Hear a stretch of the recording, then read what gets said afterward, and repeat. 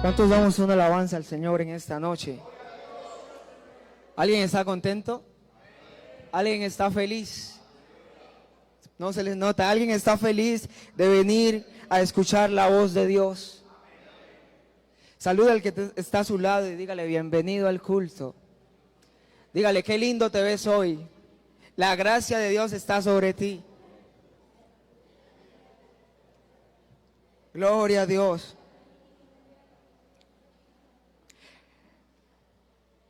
¿Qué tal, hermanos, si vamos de inmediato a la palabra de Dios? ¿Alguien quiere escuchar la voz de Dios? Le voy a invitar, por favor, tome su Biblia. Vamos a leer en el libro de Primera de Samuel, capítulo 4. Primera de Samuel, capítulo 4, desde el versículo 16 hasta el versículo 18.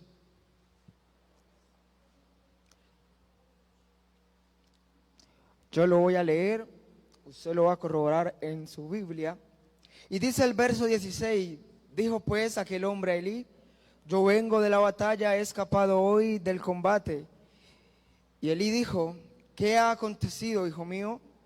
Y el mensajero respondió diciendo: Israel huyó delante de los filisteos, y también fue hecha gran mortandad en el pueblo.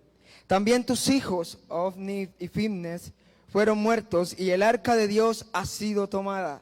Y aconteció que cuando él hizo mención del arca de Dios, Elí cayó hacia atrás de la silla al lado de la puerta, y se desnucó y murió, porque era hombre viejo y pesado, y había juzgado a Israel por 40 años. ¿Qué tal si se sienta dando un gloria a Dios en esta noche?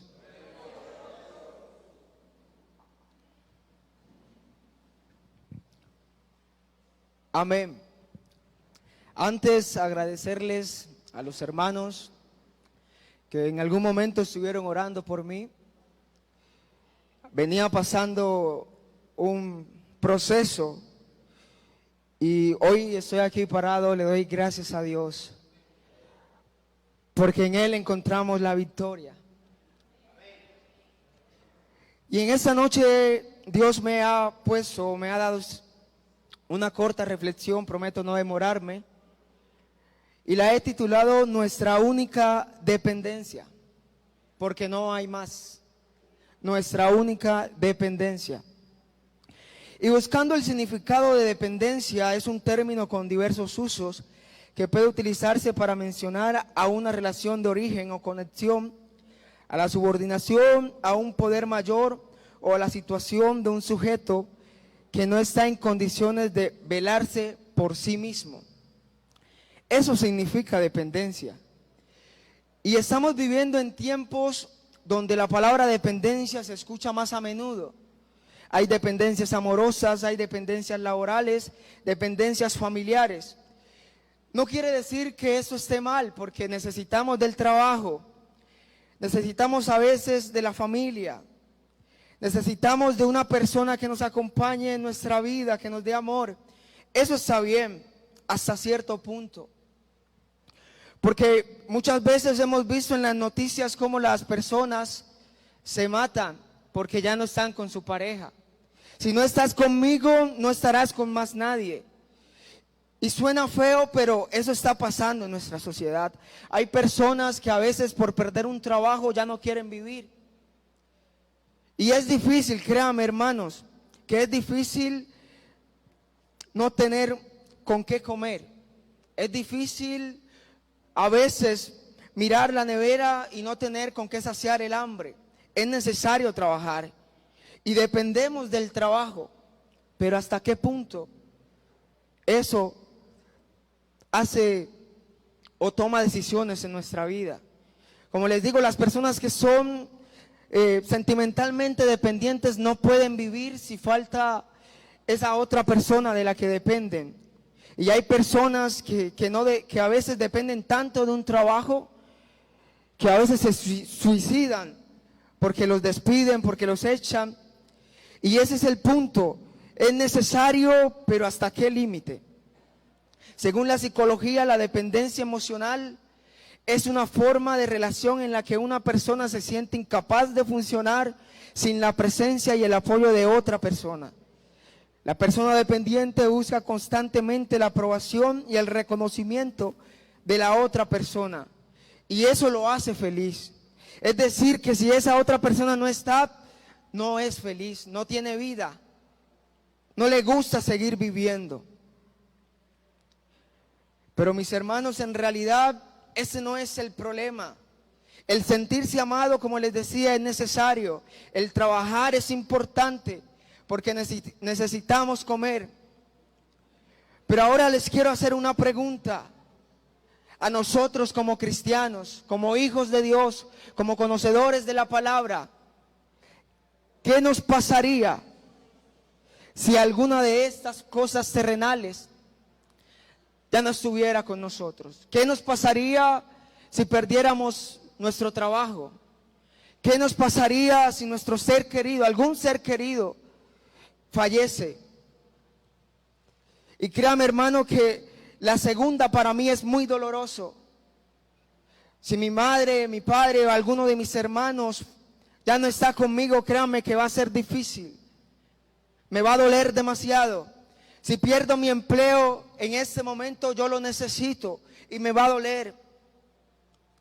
Pero como les decía, venía pasando un proceso en mi vida y he podido entender que todas estas cosas pasan, que todas estas cosas son terrenales, que todas estas cosas tienen fecha de caducidad, porque nuestra única dependencia, iglesia y amigos, es Dios.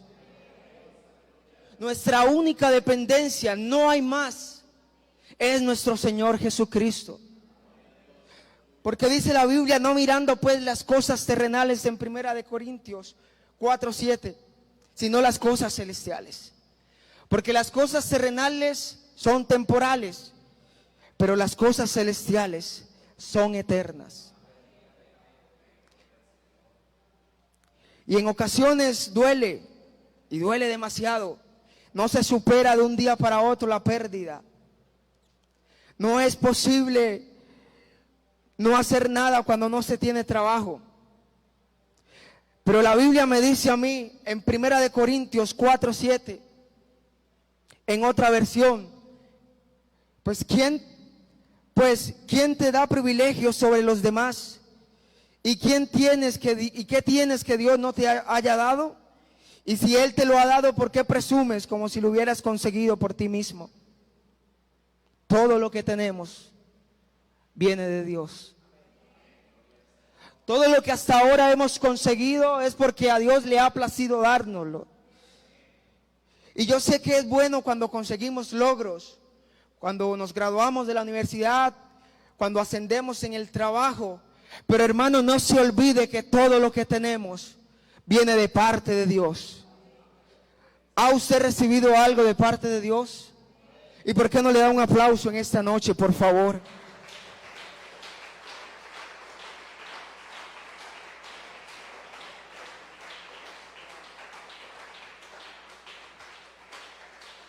Gloria a Dios.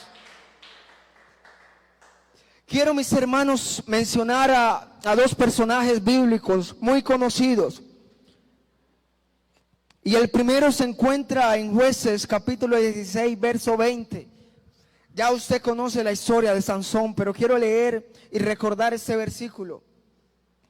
Y le dijo Sansón, verso 20, los filisteos sobre ti. Y luego que despertó él del sueño, se dijo, esta vez saldré como las otras y me escaparé.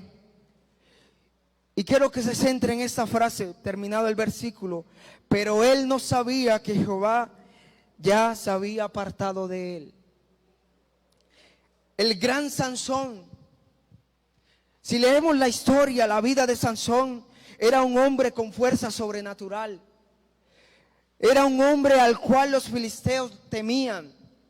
Era un hombre que había matado a miles de hombres con la quijada de un asno. Y era reconocido. Para su época era casi que invencible. Y los filisteos no lo tenían por poco. ellos acechaban constantemente a Sansón, pero ninguna de esas veces habían obtenido la victoria. Pero llegó un momento donde los filisteos nuevamente vienen a atacar a Sansón, a la espera de que las artimañas de una mujer por fin hicieran efecto. Y de una vez por todas Sansón fuera derrotado. Y de una vez por todas ellos pudieran tener la victoria. Pero fue algo constante. Los filisteos venían y venían a atacar a Sansón. Y no hay nada en diferencia como en este tiempo, como el enemigo está atacando. Porque el enemigo insiste, insiste y insiste. Porque lo único que quiere ver de nosotros es nuestra derrota. Y eso le pasaba a Sansón. Dalila buscaba seducirlo. ¿De cuánta manera? Y había en ocasiones donde Sansón no daba pie a torcer. Se mantenía, le mentía a Dalila para conseguir la victoria. Y por eso yo quiero, hermano, que recordemos que el enemigo constantemente está atacando. Que el enemigo constantemente quiere vernos caer. Que el enemigo constantemente, dice la Biblia, que está buscando a quien devorar. Porque en Primera de Pedro la Biblia nos exhorta que seamos prudentes. Primera de Pedro 5:8. Sean pues prudentes y manténganse despiertos. Porque su enemigo el diablo, no una vez, no dos veces, no una semana, constantemente anda como león rugiendo, buscando a quien devorar. Y quiero que analicemos ese versículo 20 de Jueces capítulo 16 por partes.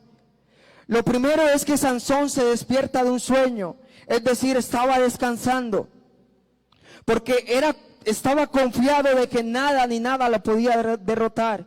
Estaba confiado de que si los filisteos venían otra vez, él podía obtener la victoria. Estaba confiado de su fuerza.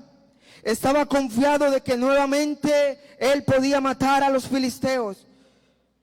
Nada lo preocupaba, por eso estaba descansando. Dentro de sí había una confianza absoluta en su fuerza. Pero lo que él no sabía es que ya había cometido un error. Lo que Sansón no sabía es que ya el Espíritu de Jehová se había apartado de él. Y qué tan cierto es, hermano, lo que dice la Biblia en Primera de Corintios 10:12. Así que el que piense estar firme, mire que no caiga. Y eso le pasó a Sansón. Sansón confiaba tanto en su poder, Sansón dependía tanto en sus fuerzas, Sansón dependía tanto del pasado, que se puso a descansar. Y la segunda parte de este versículo nos deja en evidencia algo muy importante. Y nos dice que Sansón no sabía. Sansón no sabía lo que estaba pasando. Sansón solo se centró en sus fuerzas y se le había olvidado de dónde provenía el poder. Se le había olvidado quién era el dador de la victoria. Se le había olvidado de dónde provenía su fuerza. Y por eso estaba descansando. Y esa última parte del versículo dice, pero él no sabía que Jehová ya se había apartado de él. Qué triste, hermanos, despertar un día y no sentir la presencia de Dios. Qué triste, hermano, es sentir que ya no queremos orar. Qué triste es sentir que ya venir al culto es una costumbre. Qué triste es despertar y que ya Dios no esté con nosotros. Qué triste es arrodillarse a orar y no sentir nada. Qué difícil entender que Dios ya no está con nosotros. Pero Sansón no lo sabía, porque ya el enemigo había hecho efecto, ya el enemigo había ganado la batalla y Sansón no lo sabía. Hermanos, por favor, que nuestra dependencia de Dios sea lo más importante en nuestra vida. Que la dependencia de Dios, que buscar a Dios, que orar, que ayunar, que leer la palabra, no sea una costumbre, sino que sea una razón de vida.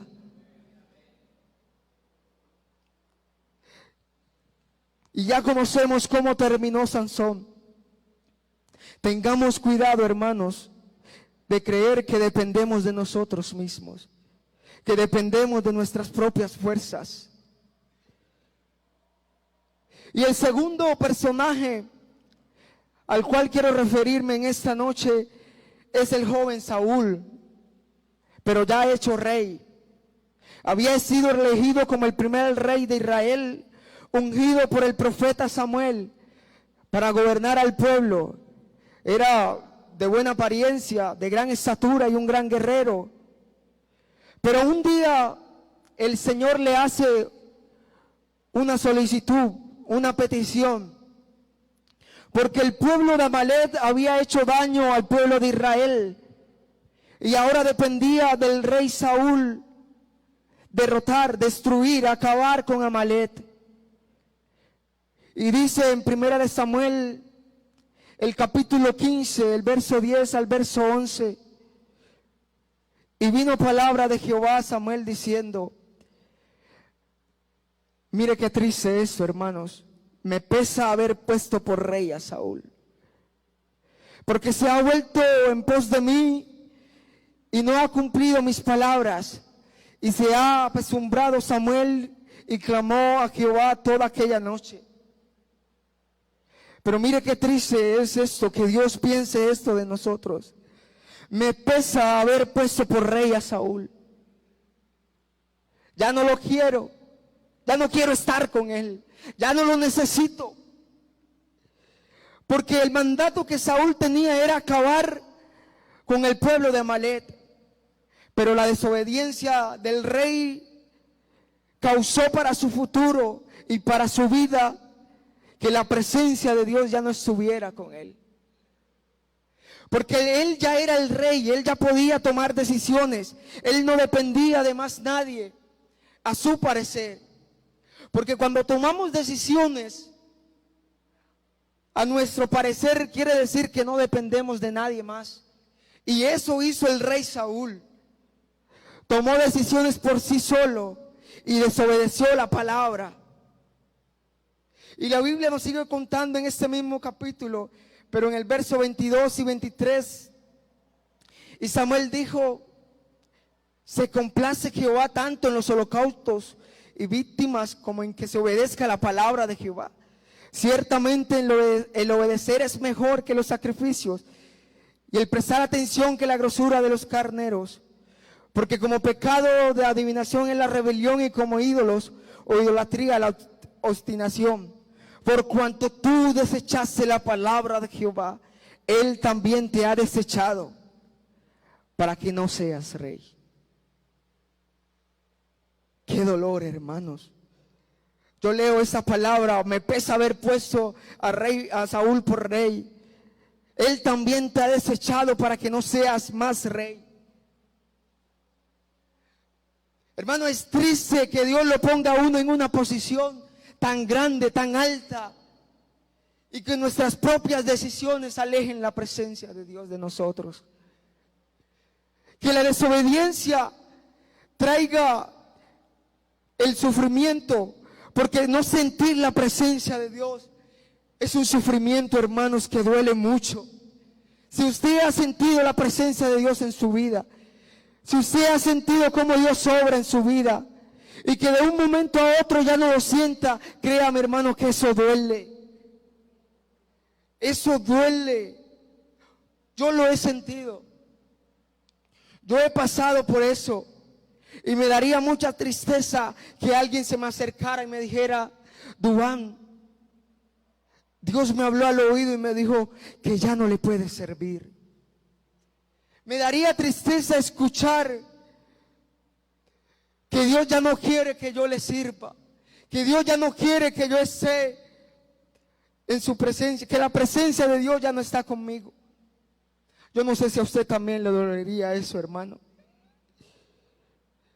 Si usted ha sentido la presencia de Dios, créame que es doloroso perderla, y que sea por nuestros propios errores, que sea por nuestra desobediencia. ¿Alguien quiere dar gloria a Dios en esta noche? Que Dios nos libre, hermanos, que Dios nos libre de algo como esto. Y ahora quiero volver al texto base. En 1 Samuel capítulo 4. Los filisteos venían a la batalla contra el pueblo de Israel.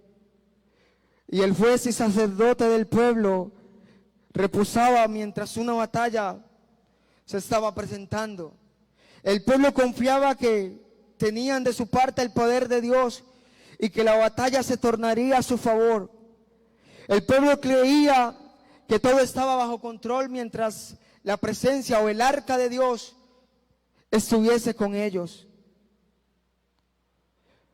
Pero quiero referirme y centrarme en Elí.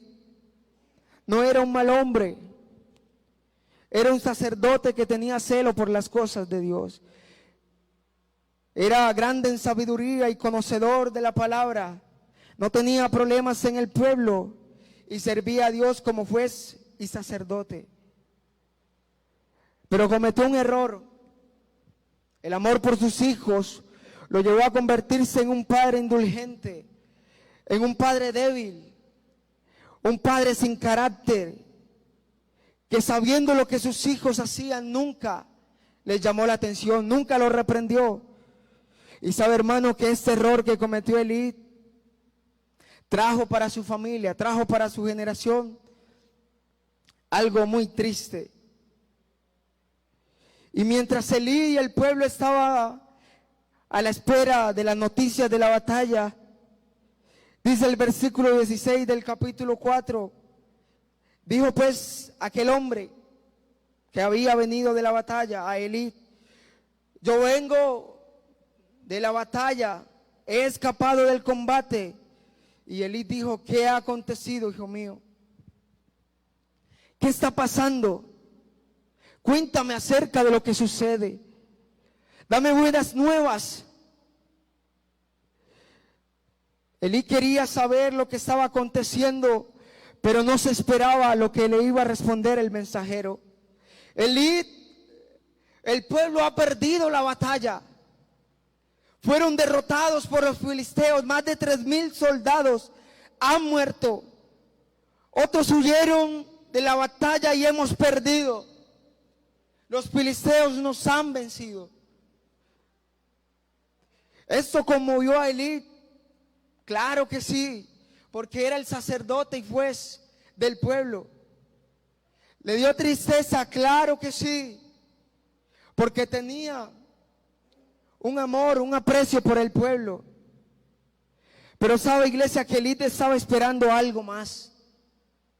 Aunque esto haya dolido, porque perder una batalla duele, y más cuando eres tú el líder.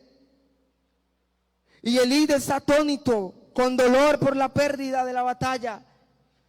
Elí, dice el mensajero: aún hay más. Tus hijos amados han muerto. Aquellos hijos a los cuales tú encubriste, aquellos hijos a los cuales tú nunca les llamaste la atención, aquellos hijos que nunca amonestaste, a los amados, a tus únicos herederos, han muerto en la batalla.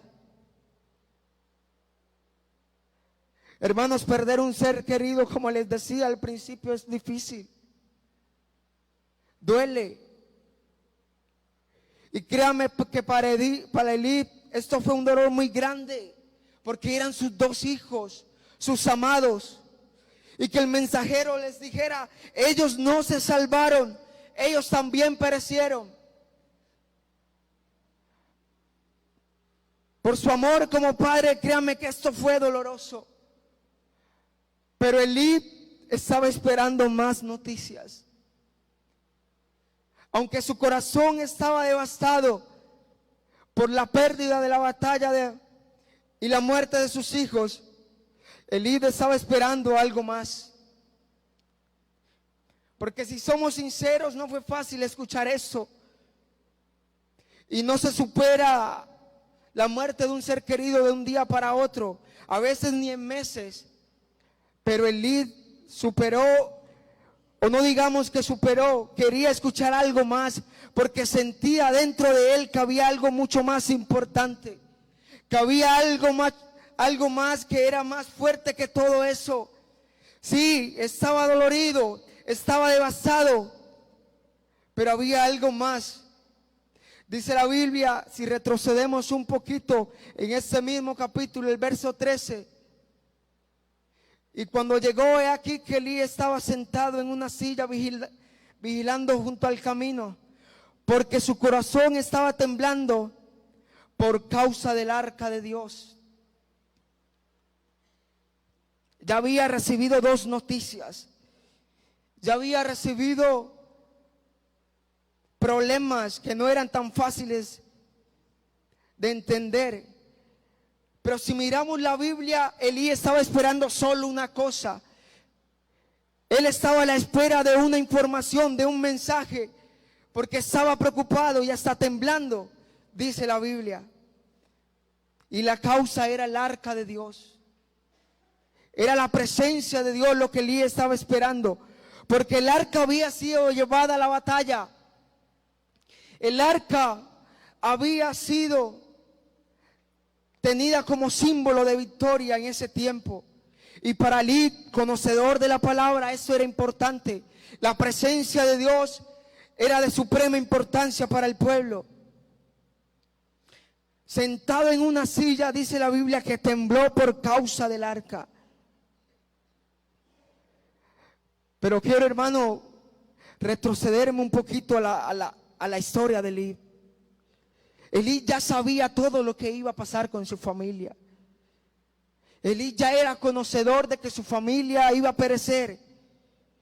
Porque en el capítulo anterior, el capítulo 3, en el verso 10 y 14, dice la Biblia, y vino Jehová y se paró y llamó como las otras veces: Samuel, Samuel. Entonces Samuel dijo: habla, porque tu siervo oye. Y Jehová dijo a Samuel: he aquí, haré yo una cosa en Israel, que a quien lo oyere les retañirán ambos oídos. Aquel día yo cumpliré contra todas las cosas que he dicho sobre su casa, desde el principio hasta el fin, y le mostraré que yo juzgaré su casa para siempre, por la iniquidad que él sabe, porque sus hijos han blasfemado a Dios, y él no los ha estorbado. Por tanto, yo también he jurado a la casa de Elí que la iniquidad de la casa de Elí no será expiada jamás, ni con sacrificios ni con ofrendas. Y el verso 18 de este capítulo dice: y Samuel se lo manifestó todo, sin encubrirle nada. Entonces él dijo: Jehová es, haga lo que bien le parezca. El Señor había llamado a Samuel. El Señor había tenido una conversación con Samuel sobre lo que iba a acontecer a la casa de Elí. Y no eran cosas buenas. Dice la Biblia que el pecado que habían cometido los hijos de Elí, y porque Elí no les había estorbado, nunca jamás iba a ser expiado. Es decir, nunca jamás iba a ser perdonado, ni con sacrificios, ni con ofrendas. Y que el Señor iba a acabar con la casa de Elí. Y Samuel le cuenta esto a Elí. Es decir, Elí ya sabía que sus hijos iban a morir. Elí ya sabía que el pueblo iba a perecer. Elí ya sabía que su generación iba a terminar. Porque ya Dios por medio de Samuel le había contado.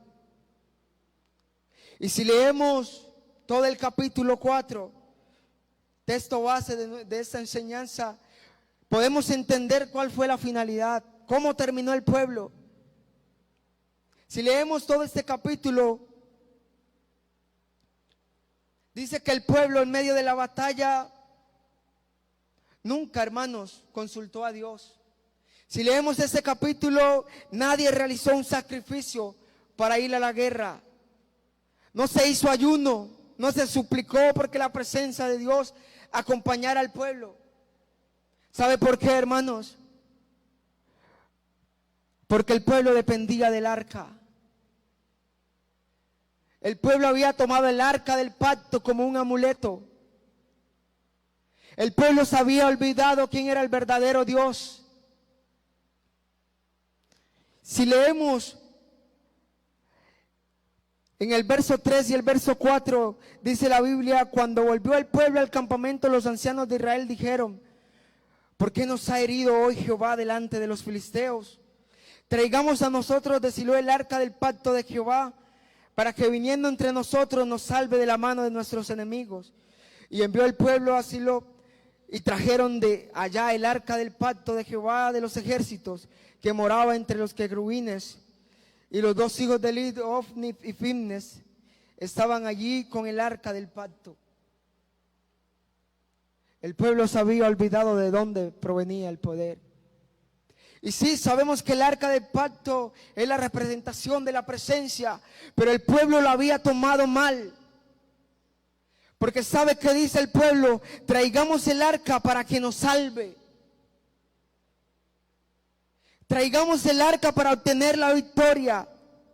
Traigamos el arca porque es nuestro amuleto.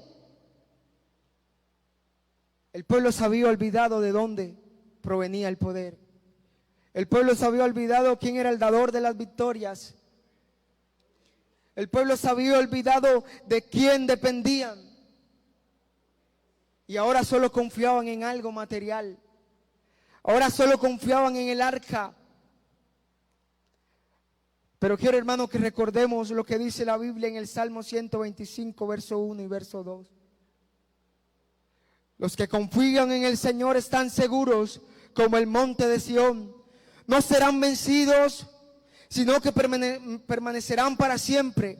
Así como las montañas rodean a Jerusalén, así rodea el Señor a su pueblo, ahora y siempre. Salmo 145, verso 5. Bienaventurado aquel cuyo ayudador es Dios de Jacob, cuya esperanza está en Jehová su Dios, el cual hizo los cielos y la tierra, el mar y todo lo que en ellos hay, que guarda verdad para siempre y que hace justicia a los agravios que dan para los hambrientos. La Biblia nos dice, hermanos, de dónde proviene nuestra dependencia. La Biblia nos especifica claramente, hermanos, no hay más. Bienaventurados los que confían en el Señor. Bienaventurados los que dependen de Dios. Bienaventurados los que en medio de la prueba se acuerdan de que Dios está con ellos. Bienaventurados aquellos que tienen como única dependencia la presencia de Dios. Porque el pueblo había tomado como dependencia el arca. Ya no dependían de Dios, sino que dependían del arca. Ya no dependían de Dios, sino que algo material les daría la victoria.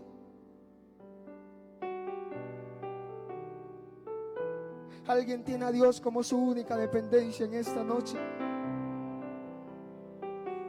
¿Está seguro, hermano, que nuestra única dependencia es Dios? ¿Confía usted en lo que Dios puede hacer en su vida?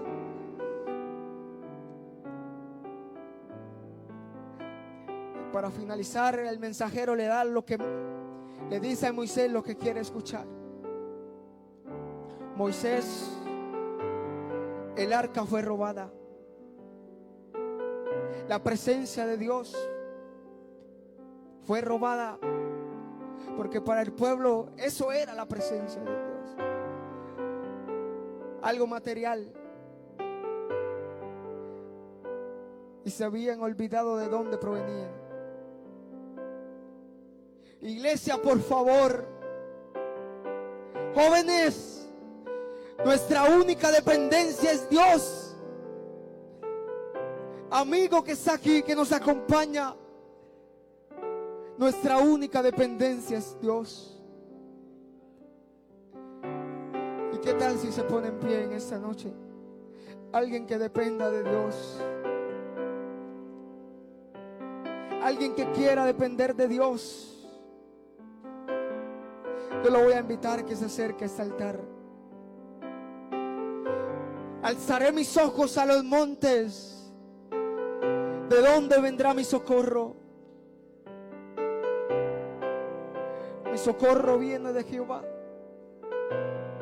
Mi socorro viene de Dios. En medio de la prueba, mi dependencia es Dios.